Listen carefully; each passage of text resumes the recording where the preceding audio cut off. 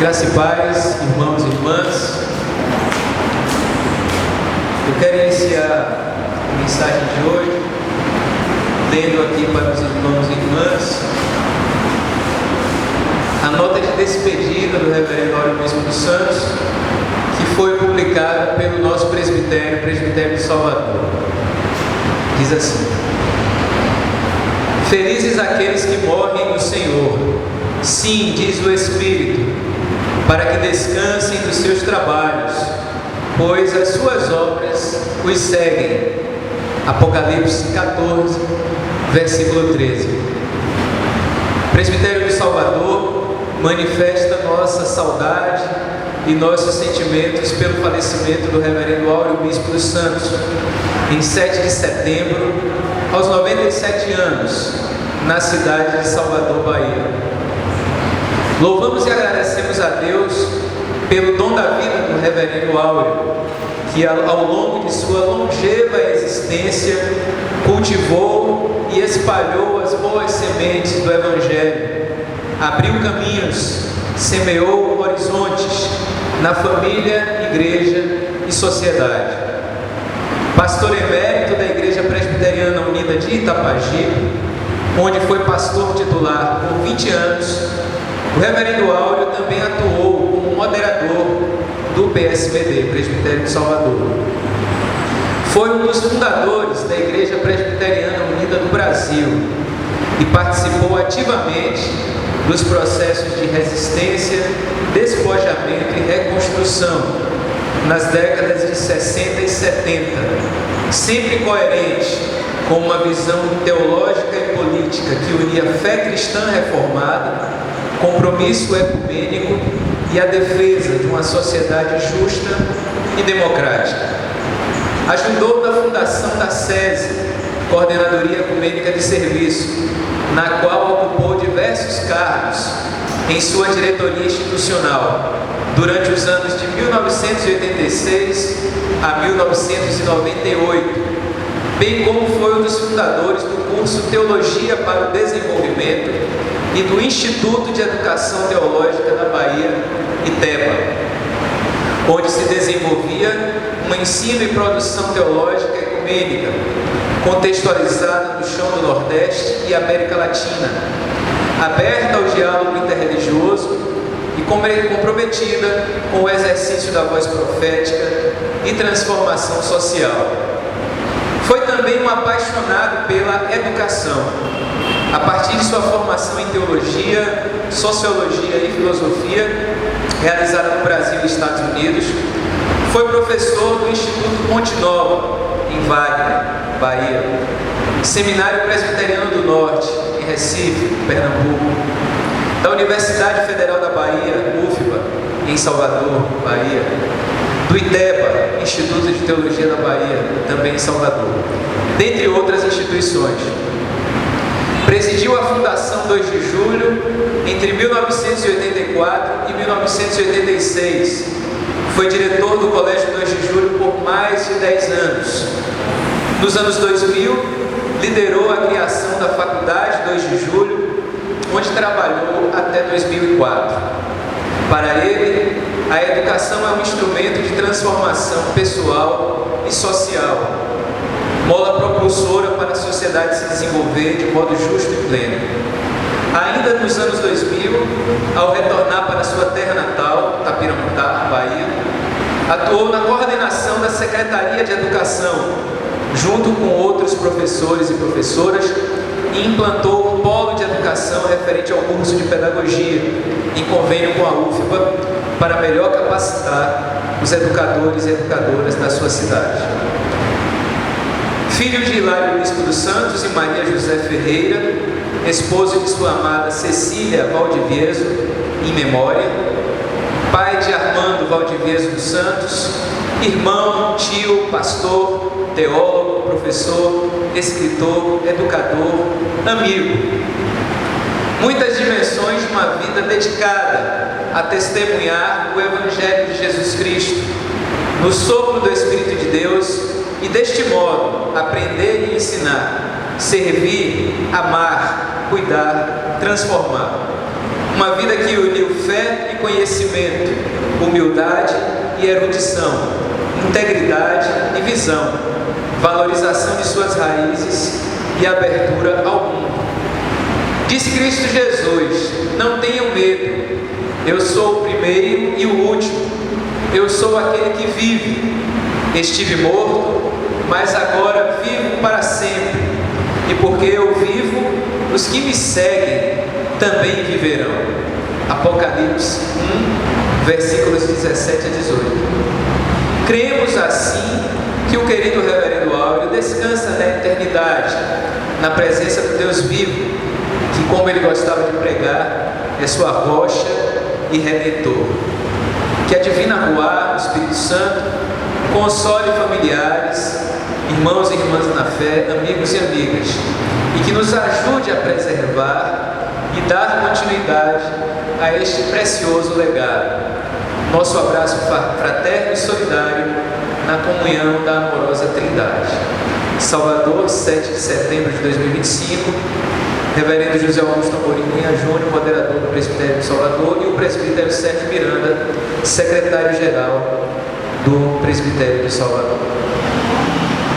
É a nossa palavra de consolo, de conforto, de reconhecimento e de gratidão a Deus pela vida do nosso saudoso, querido Reverendo Áureo Bispo dos Santos, que para a nossa igreja, ele pastoreou 20 anos, como foi dito, e foi uma presença decisiva para que a nossa igreja pudesse fazer essa transição da IPB para a IPU. A nossa igreja, como poucas igrejas do Brasil, da IPU inclusive, poucas igrejas contaram com pessoas que foram fundadoras e ajudaram a comunidade a fazer essa transição de uma maneira saudável, consciente, coerente e frutífera.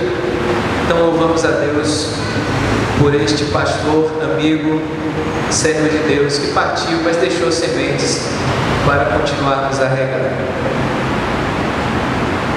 Irmãos e irmãs, o texto de hoje encontra-se em Lucas, capítulo 15, versículos 1 e 2 e 8 a 10. Lucas, capítulo 15, versículos 1 e 2 e 8 a 10, que diz assim: todos os cobradores de impostos e pecadores se aproximavam de Jesus para o escutar. Mas os fariseus e os doutores da lei criticavam a Jesus, dizendo: esse homem acolhe pecadores e come com eles. Agora versículos 8 a 10. Se uma mulher tem 10 moedas de prata e perde uma, será que não acende uma lâmpada, varre a casa e procura cuidadosamente até encontrar a moeda? Quando a encontra, reúne amigas e vizinhas para dizer: alegrem-se comigo, eu encontrei a moeda que tinha perdido. E eu lhes declaro: os anjos de Deus sentem a mesma alegria por um só pecador que se converte. Amém. Capítulo 15 de Lucas, irmãos e irmãs, é também reconhecido como o coração do Evangelho de Lucas. E aqui são 3 parábolas que são conhecidas como as parábolas da misericórdia. São a parábola da ovelha perdida, que antecede esse trecho que li agora. A ovelha que se perdeu, rememorando rapidamente. Jesus começou a contar essas 3 parábolas, que são chamadas de parábolas da misericórdia, logo depois que alguns fariseus e doutores da lei criticavam a Jesus, dizendo: esse homem, Jesus, acolhe os pecadores e come com eles. Só faltou dizer assim: que absurdo, que escândalo. E aí Jesus conta essas 3 parábolas, as parábolas da misericórdia. A primeira é da ovelha perdida, que os irmãos lembram. O pastor tinha 100 ovelhas, ele estava ali com 99, mas uma delas se perdeu. E esse pastor deixou as 99 lá em lugar seguro e foi até atrás daquela que se perdeu até encontrá-la. Quando encontrou essa ovelha que tinha se perdido, com muita alegria ele colocou a ovelha no ombro e voltou para dizer aos seus amigos: alegrem-se comigo, eu encontrei a minha ovelha que estava perdida. E aí Jesus completa: eu lhes declaro, assim haverá no céu mais alegria por um só pecador que se converte do que por 99 justos que não precisam de conversão. É a primeira palavra da parábola da misericórdia. Depois essa que eu já li, da moeda perdida, que a mulher procura até achar. Ela tinha 10 moedas, perdeu uma e varreu a casa, movimentou tudo até encontrar aquela moeda perdida, e também dizia a mesma coisa: encontrei a moeda que tinha perdido. Eu lhes declaro, os anjos de Deus sentem a mesma alegria por um só pecador que se converte. E a terceira parábola da misericórdia é a parábola, muitas vezes conhecida como a parábola do filho pródigo. Em outras traduções, a parábola do pai misericordioso. E em algumas traduções também, a parábola do filho emburrado. Lembram, não é? Um pai tinha 2 filhos. Um deles disse para o pai: olha, eu quero a minha herança, eu quero a minha parte logo, porque eu quero sair pelo mundo para viver a minha vida.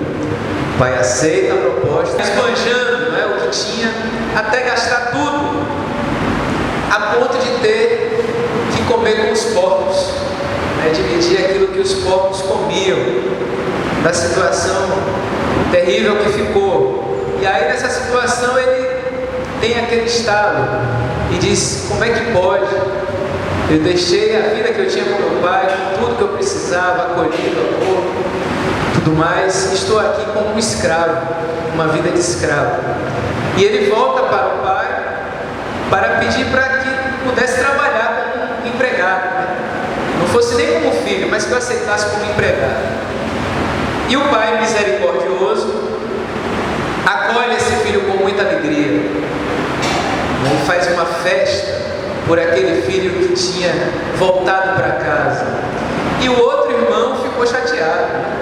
Meu pai, eu sempre estive aqui contigo, nunca fizeste uma festa para mim, agora esse que gastou metade do que nós tínhamos, o senhor fazendo essa festa toda. E aí o pai diz: meu filho, se alegre comigo, porque o seu irmão estava morto e nasceu de novo. Era preciso festejar e nos alegrar, porque esse seu irmão estava morto e tornou a viver, estava perdido e foi encontrado. Essas 3 parábolas, irmãos e irmãs, são respostas de Jesus àquela crítica que os doutores da lei e fariseus fizeram a ele. Como é que você, Jesus, se senta com os pecadores, com os cobradores de impostos, esse povo impuro, esse povo que se comporta de uma maneira que podemos repreender, pecadores desprezíveis? Larga esse povo de lado, não se sente na roda dos escarnecedores. Vamos nos sentar aqui, nós os santos, né? Os perfeitos, os irrepreensíveis, né? Essa era a proposta dos doutores da lei e fariseus. E Jesus responde com essas 3 parábolas. E o que é que Jesus quer dizer com elas? Que o Deus que ele revela é um Deus da graça, é um Deus misericordioso, é um Deus que não seleciona entre puros e impuros, fica com os puros e despreza os impuros, que chama os santos, os sãos, e despreza os enfermos, os pecadores, os fracos. Não, o Deus que Jesus revela não é um Deus que exclui, mas um Deus que inclui. Não é um Deus que seleciona, mas que acolhe. Não é um Deus que se coloca como um tribunal e que só está ali para julgar. Não, mas é um Deus que veio para salvar. Como diz João 3,16. Porque Deus amou o mundo de tal maneira que enviou o seu Filho para que todo aquele que nele crê não pereça, mas tenha vida eterna. Porque Deus enviou o seu Filho não para condenar o mundo, mas para que o mundo seja salvo por meio de Jesus. Então é esse Deus que Jesus revela. E em reconhecendo esse Deus misericordioso, Deus da graça, O que cabe viver não é uma espiritualidade seletiva, uma espiritualidade que se considera superior aos outros. E bem, eu estou aqui entre os santos, e aqueles lá precisam chegar à minha altura, precisam serem santos para serem aceitos, precisam serem perfeitos para serem abraçados por Deus. Não. Em Jesus, primeiro a graça, primeiro Jesus abraça, primeiro Jesus acolhe, primeiro Jesus aceita para que a pessoa possa se converter e mudar de vida. Em Jesus Cristo, a pessoa não é, a sequência não é primeiro se converte para ser aceito, não. Primeiro é aceito para poder se converter e começar uma vida nova. Esse é o Evangelho de Jesus. Não daquela visão dos doutores da lei e fariseus que se achavam os justos, os santos, os melhores, os superiores, os que mereciam o favor de Deus. Não. Em Jesus Cristo não é meritocracia, não é por méritos que Deus acolhe, não. É porque Deus nos ama incondicionalmente. É por isso que Ele nos acolhe, nos abraça, e ao nos aceitar, nesse abraço, nós encontramos força para mudar. Encontramos força para nos converter e começar uma vida nova. E isso, irmãos e irmãs, nós podemos aprender com grupos até que não são religiosos. Os alcoólicos anônimos, por exemplo. Os narcóticos anônimos, por exemplo. Lá a pessoa não tem que ficar boa e curada para depois entrar. Não. As pessoas são acolhidas vindo com suas dificuldades, com o seu vício, com a sua fraqueza, com a sua dificuldade de lidar com os seus desejos, com a sua dificuldade de não conseguir ter o autodomínio. Mas lá as pessoas venha, e aqui você vai ser acolhido, e aqui nós vamos partilhar as nossas dificuldades, o quanto é difícil permanecer um dia sóbrio, mas nós vamos também partilhar que é possível, e que dividindo aqui as nossas fraquezas, nós vamos fortalecer uns aos outros, e assim muitas pessoas conseguem sair, porque encontram primeiro aceitação, acolhida, um abraço, que diz: venha, se fortaleça aqui conosco, porque nós também sabemos dessa fraqueza que você vive. Essa é a proposta de Jesus, irmãos e irmãs. Não é que nos coloquemos como os santos, os superiores ou perfeitos. Não. Nós precisamos reconhecer que nós somos aquela moeda perdida.